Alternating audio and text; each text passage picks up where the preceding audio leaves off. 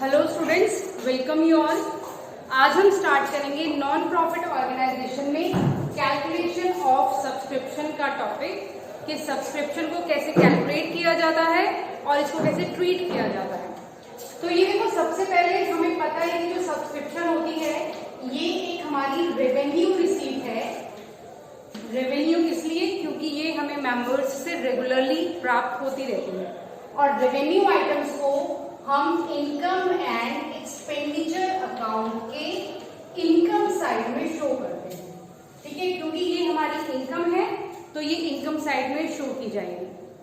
अब ये देखिए कि ये जो इनकम एंड एक्सपेंडिचर अकाउंट होता है, हमें पता है कि इसमें सिर्फ करंट ईयर की आइटम्स को ही लिया जाता है, ओनली करंट ईयर। तो जो हमारा प्रीवियस ईयर है और जो हमारा कमिंग ईयर है, नेक्स्ट ईयर है, उसकी जो भी आइटम्स होंगी या उनसे रिलेटेड जो भी हमारा अमाउंट होगा, उस अमाउंट को हम इनकम एंड एक्सपेंडिचर अकाउंट में नहीं दिखाते। ठीक है, हमने इसमें सिर्फ करंट ईयर का दिखाना है। क्लियर? अब ये जो हमारी सब्सक्रिप्शन है, अब क्या होता है, सब्सक्रिप्शन कई बार आउटस्टैंडिंग भी होती है और कई बार रिसीव इन एडवांस भी होती है।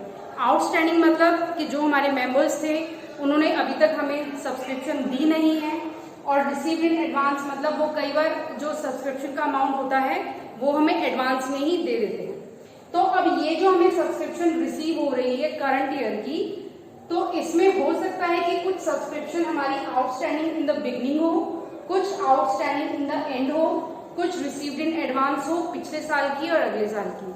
तो अब हमने उनको ट्रीट करना है। तो ये देखिए, मान लीजिए कि हमारा जो ईयर है दैट इज 1 अप्रैल 2016 से 31 मार्च 2017, ये हमारा ईयर है जिस ईयर की हमने सब्सक्रिप्शन कैलकुलेट करनी है। तो अब ये देखो, अगर outstanding subscription in the beginning of year, अगर हमें ईयर के बिगनिंग में कुछ आउटस्टैंडिंग दी हुई है, ईयर के बिगनिंग का मतलब 1 अप्रैल 2016, ठीक है, अगर ये हमारी आउटस्टैंडिंग बिगनिंग की है तो इसका मतलब ये हमारे पिछले वाले साल की है, दैट इज 15-16। ये 15-16 ईयर से रिलेटेड है, तो हम इसको क्या कर देंगे, हम इसको माइनस कर देंगे।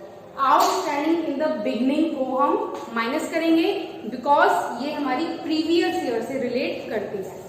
अब आप आइए outstanding in the end of year, हमारे साल के एंड में, साल का एंड मतलब 31 मार्च 2017, तो 31 मार्च 2017 को अगर कोई आउटस्टैंडिंग है तो इसका मतलब ये इसी साल से रिलेटेड है और इसी साल से रिलेटेड है, तो हम इसको क्या कर देंगे, प्लस।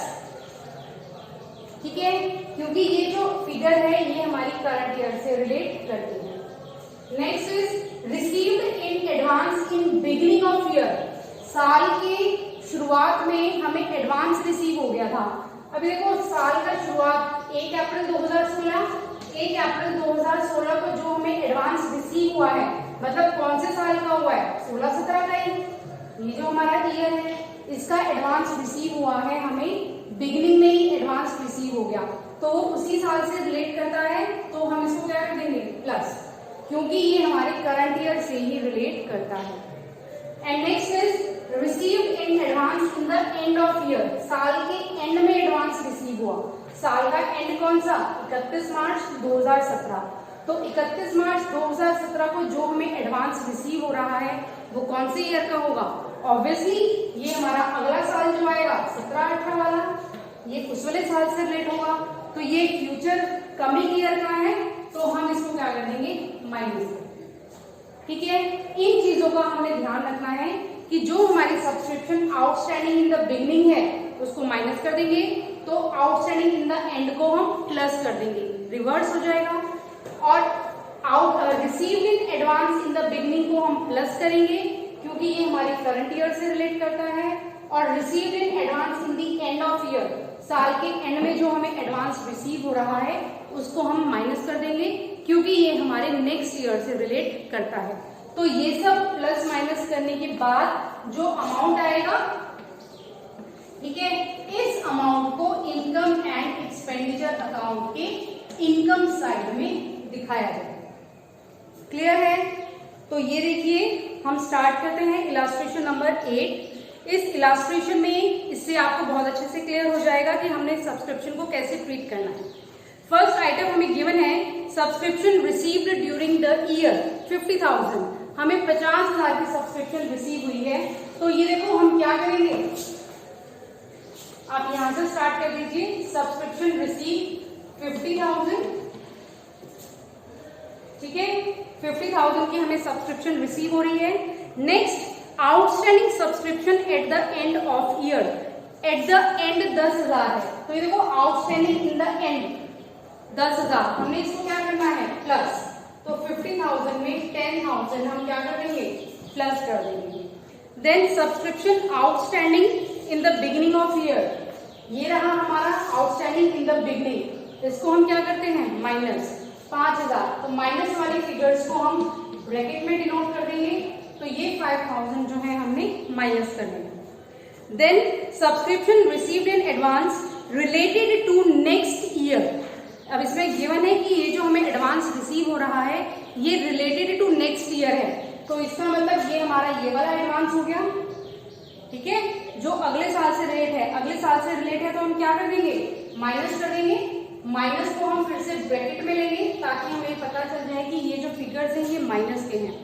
और उसके बाद है subscription received in advance in previous year for current year, कि हमें जो है सब्सक्रिप्शन पिछले साल ही रिसीव हो गया था करंट ईयर का, तो ये करंट ईयर से रिलेटेड है 6,000, तो इस 6,000 को हम क्या कर देंगे प्लस, ठीक है। ये जो हमारा सब्सक्रिप्शन है ये हमें पिछले साल ही रिसीव हो गया था। अब ये जो प्लस वाली आइटम्स हैं इनको प्लस कर दीजिए, और जो माइनस वाली आइटम्स हैं ये देखो ये 5 और 3, ये 8,000 माइनस करने हैं, बाकी हमने प्लस करना है।